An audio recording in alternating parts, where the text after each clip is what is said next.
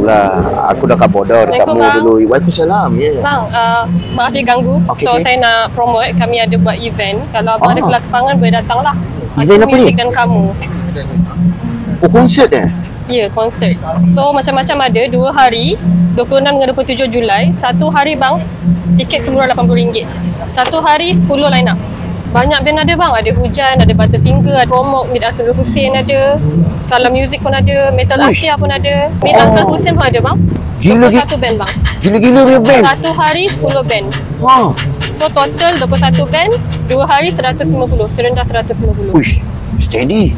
Uish, gila lah. Metal Asia. Wow, gila gempak lah. Promok ada, semua ada ni. Metal Asia pun ada. Buat kat mana? Kat Sepang Sepang Circuit.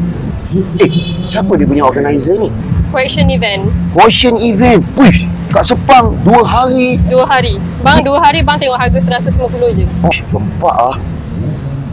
Adik, abang nak tanya boleh? Ya saya? Kawan abang ni, dia ni vokalis tau. Kalau masukkan dia sekali dalam konsert ni boleh? Kawan saya ni dulu vokalis rock tau. Tak dengar dia nyanyi tak? Dan nyanyi kan? CINTAKITA satu rasa.